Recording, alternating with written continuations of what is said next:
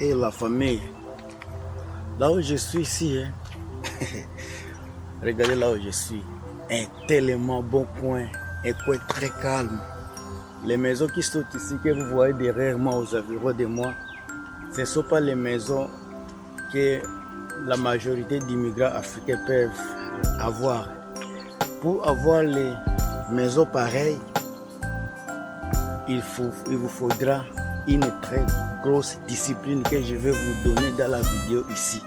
Pour vivre une vie paisible, la qualité de vie vraiment qu'il vous faut dans un coin pareil, il vous faut écouter la vidéo ici jusqu'à la fin. Mais alors, il se pourrait que 60% des gens qui visionnent mes vidéos ne sont même pas abonnés. 60%, ça c'est beaucoup. Tous ceux qui visionnent mes vidéos, c'est peut-être 40%. Et ceux beaucoup de gens ne sont pas abonnés. Abonnez-vous pour que vous puissiez recevoir de telles vidéos, pour que vous puissiez écouter, penser également comment vous pouvez investir à l'extérieur. Alors on y va. Vous voulez accéder à des maisons pareilles. Ici, il y a des travails, il y a des emplois qui sont inconsidérables par la communauté africaine. Les travaux que beaucoup négligent par la communauté congolaise, africaine, ce sont les travaux qu'il faut acheter des maisons pareilles. Les travaux que vous négligez en Afrique, ce sont les travaux qui sont enviés ici. Les travaux là peuvent être sales, mais ça vous apporte beaucoup d'argent. Alors,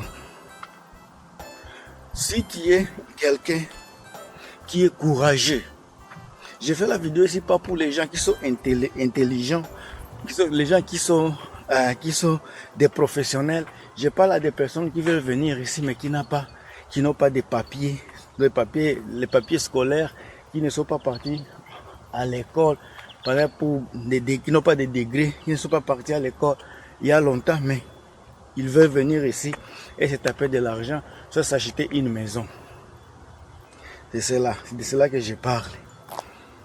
Les maisons ici peuvent coûter minimum 2 millions de dollars américains et canadiens. Minimum. Je vais partir avec 2 millions de dollars. Alors, les salaires horaires mensuels et les salaires horaires ici à Colombie-Britannique, c'est à peu près 17. Je vais partir avec 17 dollars. 17 dollars. Alors avec 17 dollars, c'est presque impossible. Pas impossible, c'est impossible de vous acheter une maison pareille. Avec 17 dollars, je ne vous mens pas. C'est impossible, tu ne peux même pas espérer acheter une maison pareille. Mais, est-ce qu'il faut aller à l'école pour acheter la maison ici? Tu risques d'aller à l'école pour te taper. Tu peux avoir des maîtrises en économie, et ingénieur, je ne sais pas à quoi, mais avec le salaire que vous allez recevoir, si vous ne savez pas comment gérer cet argent-là, vous risquez toujours de vivre dans une misère, dans une pauvreté.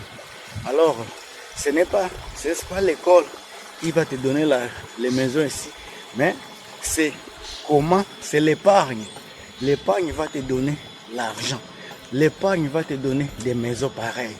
Quelle sorte d'épargne? Ça, je ne sais pas. Faites des recherches. Alors, je connais certaines personnes qui se tapent plus de 100 000 dollars à l'année, mais qui sont encore des locataires. Pourquoi? Parce qu'ils n'ont pas une éducation financière. Ils n'ont pas une étude financière. Une éducation financière est quasi inexistante. Mais il y a des personnes qui ont 100 000 dollars et qui ont des maisons pareilles, peut-être 2 ou 3. Vous voyez la différence. Et cela va aux Asiatiques en général. Et ils ont 2-3 maisons, et les Blancs, ils ont 2-3 maisons. Pas parce qu'ils ont beaucoup étudié, mais parce qu'ils ont appris comment gérer l'argent, comment s'éduquer financièrement. Pendant que nous, Africains, là, quand on a l'argent, c'est la boisson, c'est les femmes, c'est les chaussures et ce sont des tapages inutiles.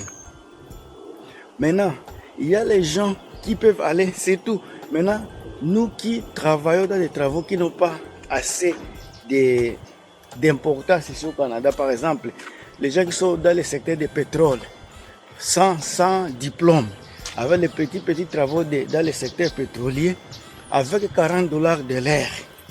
Si tu trouvais $40 de l'heure et que ta femme a mené, par exemple, elle a fait un travail où on la paie $30 de l'heure. Toi, tu as 40, votre femme a 30. Ça fait déjà $70 de l'heure. Maintenant, si vous faites $70 de l'heure, fois 8, presque 8 heures de temps, n'est-ce pas? 70 fois 8. Vous avez à peu près $560 par jour que vous amenez à la maison. $500 par jour que vous amenez à la maison, ce n'est pas l'argent de n'importe qui. Ça, c'est une grosse somme. Et vous allez voir, le monsieur qui a $40 n'est pas parti au collège, il n'a pas fait de grosses études, mais il a appris, il a compris qu'il y a des petits jobs qui payent mieux. Maintenant, quand j'ai commencé au début, j'ai dit, si tu n'es pas courageux, tu ne peux pas réussir ici au Canada. Si tu n'es pas courageux, tu auras des difficultés. La personne là qui accepte le travail de $40, je vous jure, et puis je vous assure, et puis je peux vous confirmer que c'est une personne qui a accepté de vivre avec le minimum. Il a appris, ce sont des jeunes qui ont appris, ce sont des immigrants qui ont appris à vivre avec le minimum, pas avec le maximum, juste le minimum. Ce sont les gens qui ont refusé de porter, d'avoir 10 pantalons, 10 paires de chaussures, 10 chemises. Ce sont des gens qui ont refusé cela. Alors, à chaque fois qu'ils ont l'argent, ils apprennent à économiser cet argent-là, à épargner, puisqu'ils ont un plan, ils ont un avenir. Les gens qui achètent des maisons ici ne pensent pas qu'ils sont différents à nous, mais ils sont juste comme nous. La seule différence, c'est que ces gens-là ont une vision, ces gens-là ont des plans, mais nous n'avons pas de vision, nous n'avons pas de plans. Ces gens-là ont une éducation financière que nous n'avons pas.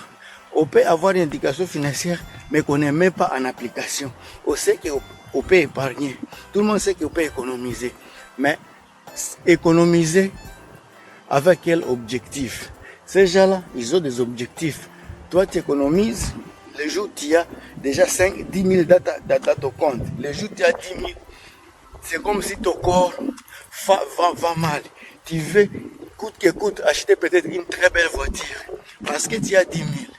Pendant que l'autre personne, lui, avec la voiture de $3 000, ça le suffit. Parce qu'il sait qu'avec la voiture là, il peut aller au travail, il peut aller retour au travail. Il n'a pas besoin d'une voiture extravagante pour aller quelque part, pour partir quelque part. Tout ce qu'il veut, tout ce qu'il cherche, c'est un moyen de déplacement tout court. Ça, c'est une différence vraiment entre nous et d'autres immigrants venus d'autres continents. Ça, c'est une différence. Alors, pour épargner, pour acheter une maison pareille, celui qui a 570, parce que quand je dis la femme a $30, toi tu as 40, vous avez 70 fois 8 par jour, donc vous avez 570.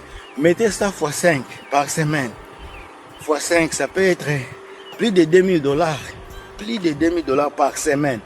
Donc vous avez à peu près $8 000 par mois. Avec $8 000 par mois, écoute-moi, $8 000 par mois, ce n'est pas donné à n'importe quelle famille. Avec $8 000, vous pouvez vraiment épargner beaucoup d'argent. Avec $8 000, vous pouvez faire beaucoup de grandes choses ici. C'est avec $8 000 que vous avez là. Si vous épargnez, par exemple, vous dépassez 2 000 ou 3 000, mais vous épargnez $5 000. Dans un an, vous aurez au moins $60 000 que vous allez épargner.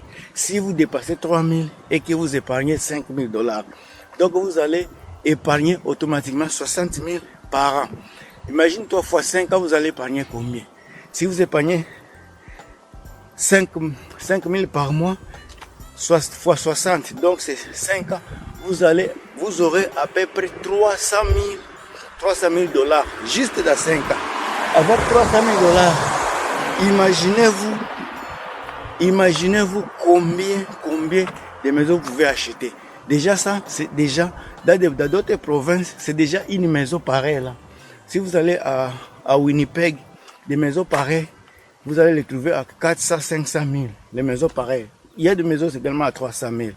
Juste parce que vous aviez pris le temps d'économiser de l'argent, vous avez pris le temps de réfléchir, vous avez pris le temps de vous éduquer financièrement. Cela va vous coûter juste quelques temps et vous allez tous être contents.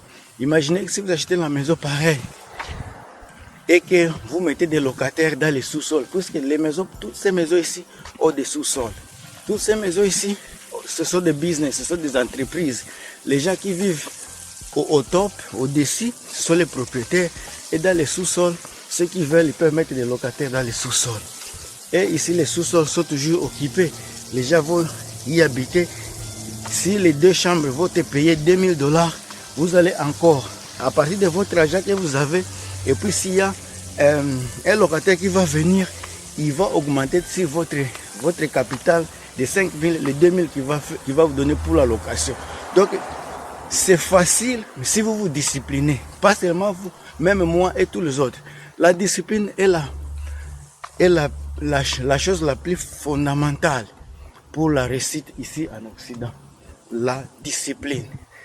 Dès que vous vous disciplinez, vous allez bien réfléchir sur votre vision. Vous allez bien planifier sur votre avenir ici en Occident. Alors, il y a beaucoup de gens qui quittent, qui disent que la vie est difficile. Oui, la vie n'est pas facile. La vie est vraiment difficile ici en Occident. Il suffit juste d'être prudent pour s'en sortir. Je vais finir la vidéo ici. On va se revoir à très bientôt. Et partagez la vidéo si vous aimez les contenus. Mettez les j'aime, vraiment ça me fera du bien. Et commentez si vous avez des commentaires. À plus.